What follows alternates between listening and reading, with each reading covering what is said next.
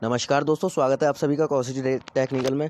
दोस्तों आज की इस वीडियो में हम बात करेंगे पॉलीटेक्निक सेकंड सेमेस्टर स्टूडेंट्स के लिए अप्लाइड फिजिक्स के सेकंड फिजिक्स के बारे में, क्योंकि ये सेकंड क्लास है। फर्स्ट क्लास यदि आपने नहीं देखी है उसमें मैंने दो नंबर वाले क्वेश्चन आंसर कराए थे। यदि आपने नहीं देखी है तो डिस्क्रिप्शन में लिंक है, वहाँ से आप देख लीजिए। ठीक है, तो आज इस वीडियो में हम बात करेंगे 5 नंबर, 3 नंबर और 4 नंबर वाले क्वेश्चन आंसर के बारे में। ठीक है ना, तो चलिए शुरू करते हैं वीडियो।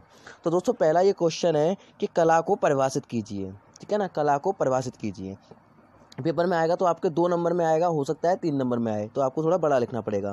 तो जब कोई कण कंपन करता है तो कण का साम्य स्थिति में विस्थापन तथा गति की दिशा में आवर्त रूप से बदलती रहती है। जिस राशि के द्वारा किसी क्षण कण के विस्थापन तथा गति की दिशा में व्यक्त करते हैं उस कण का कला कहते हैं। ठीक है दोस्तों, जैसे कि कोई साम्य स्थिति में विस्थापन तथा गति की दिशा में आवर्त रूप से बदलती रहती है, जिस क्षण पर विस्थापन द्वारा गति की दिशा पर व्यक्त करते हैं तो उसे कण का कला कहते हैं। ठीक है ना, कण का। अच्छा, अब बात करते हैं सेकंड क्वेश्चन। सेकंड क्वेश्चन है हमारा अध्यारोपण का सिद्धांत लिखिए। अध्यारोपण का सिद्धांत क्या है? ये दोस्तों 3 नंबर में आएगा प्रश्न, हो सकता है आपका 4 नंबर में भी आ जाए।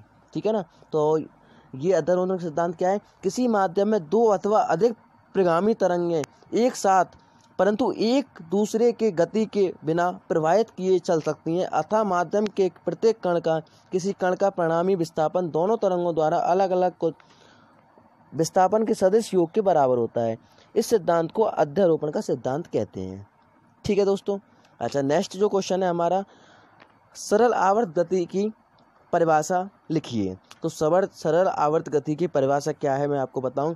जब कोई कण अपनी माध्य स्थिति के दोनों ओर सरल रेखा की दोगुनी गति करता है तो ऐसी गति को सरल आवर्त गति कहते हैं। जैसे स्प्रिंग पर लटके द्रव्यमान की गति या सरल लोलक की गति, आपने देखा हो स्वतंत्र तरीके से घूमता रहता है। अच्छा, नेक्स्ट क्वेश्चन नंबर है 14 है, सरल आवर्त गति की विशेषता लिखिए। ये दोस्तों आपका 5 नंबर में आएगा क्वेश्चन। ठीक है, अगर 2-3 लिखवाए या अति लघु में आए या दीर्घ में आए तो 5 नंबर में आएगा, लेकिन अगर छोटा आए तो 2 या 3 नंबर का आएगा। ठीक है ना, हो सकता है 4 नंबर में भी आ जाए। सबसे ज़्यादा नंबर डिपेंड करता है आपके क्वेश्चन पेपर के बारे में। क्वेश्चन पेपर छोटा आएगा तो आपके नंबर ज़्यादा आएंगे, लेकिन नंबर ज़्यादा आएंगे तो क्वेश्चन। अच्छा, अब बात करते हैं सरल आवर्त गति की विशेषता। तो सरल आवर्त गति की विस्थापन की धनात्मक मान के लिए त्वरण का मान धनात्मक होता है तथा विस्थापन के ऋणात्मक मान के लिए त्वरण धनात्मक होता है, अतः त्वरण की दिशा विस्थापन की दिशा के सदैव विपरीत होती है। ठीक है दोस्तों। नेक्स्ट इसकी विशेषता है कि कण का कोणीय वेग ओमेगा स्थिर रहे तो त्वरण वेग का विस्थापन के समानुपाती होता है। ठीक है, नेक्स्ट है इसमें लगने वाले प्रत्यानयन बल की दिशा सदैव विस्थापन कैपिटल वाई की दिशा के विपरीत होती है। ठीक है दोस्तों।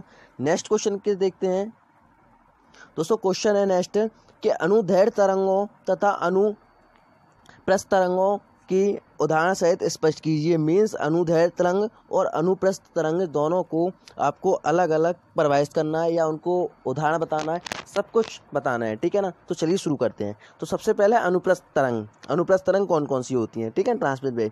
जब किसी माध्यम में तरल की संगति होने के साथ माध्यम के कण तरंग के चलने की दिशा में लंबवत कंपन करते हैं तो इस तरंग को अनुप्रस्थ तरंग कहते हैं। मीन्स लंबवत होती है वो अनुप्रस्थ तरंग होती है। उदाहरण के लिए, जब हम रस्सी के एक सिरे को हुक से बांधकर दूसरे सिरे को नीचे हिलाते हैं तो रस्सी में उसकी लंबाई के दिशा के तरंग के आगे बढ़ती हैं और दिखाई देती हैं। मीन्स आपने जो रस्सी से हम एक बार टांग देंगे, एक खूंटे से मतलब एक को बांध देंगे, एक कोने को हिलाएंगे तो वह जो लंबवत होंगी और दिखाई भी देंगी। ठीक है ना।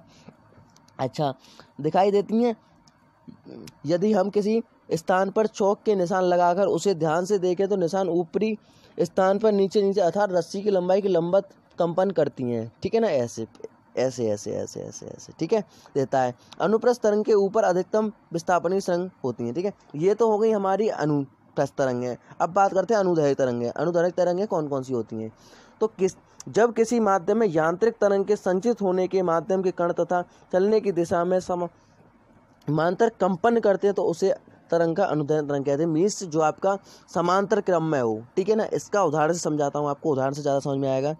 एक समर स्प्रिंग में एक सिरे को दीवार में बांधकर दूसरे सिरे के हाथ से पकड़कर आगे पीछे करें तो स्प्रिंग की लंबाई अनुदिश कंपन करने लगती है तथा स्प्रिंग के विक्षोभ आगे बढ़ाई देता है। इसके विक्षोभ अनुदैर्ध्य तरंग प्रदर्शित करता है और यही स्प्रिंग की लंबाई के एक साथ। नेक्स्ट देखता हूँ। ध्यान से देखने में कुछ स्थान पर स्प्रिंग की कुंडलियां सामान्य अवस्था में अपेक्षा आसपास तथा कुछ स्थानों पर दूर दूर दिखाई देती हैं। जिन स्थानों पर कुंडलियों पास पास होती हैं स्थान संपीड़न की अवस्था में, जिन स्थानों कुंडलियां दूर दूर होती हैं वह बिरलर की अवस्था में होती हैं। ठीक है ना, बिरलर अच्छा कहलाते हैं। संपीड़न तथा बिरलर की अवस्था स्प्रिंग की लंबाई की दिशा की बढ़ती रहती है। अनुदैर्ध्य तरंगी के माध्यम ठोस, द्रव तथा गैस उत्पन्न की जा सकती हैं। गैसों वायु में उत्पन्न सदैव अनुदैर्ध्य तरंगें उत्पन्न होती हैं। जो आपकी वायु या गैसों में उत्पन्न होती हैं सदैव अनुदैर्ध्य तरंगें उत्पन्न होती हैं। अच्छा, द्रवों में अनुदैर्ध्य तरंगें द्रव के भीतर संचरित होती हैं और उसके पृष्ठ पर नीचे नई ध्वनि तरंग अनुदैर्ध्य तरंग होती हैं। मीन्स आपकी अनुदैर्ध्य तरंगें ये होती हैं। अनुप्रस्थ तरंगें आपके उदाहरण समझा दिया, इसका उदाहरण आपके समझ में आ गया होगा। ये थोड़ा चैप्टर लंबा है, नेक्स्ट वीडियो में मैं इसको खत्म करा दूंगा। आज के लिए बस इतना ही, मिलते हैं नेक्स्ट वीडियो में। बहुत जल्द धन्यवाद। वीडियो को लाइक कर देना, अपने सभी दोस्तों में शेयर कर देना, चैनल को सब्सक्राइब कर लेना। Bye bye.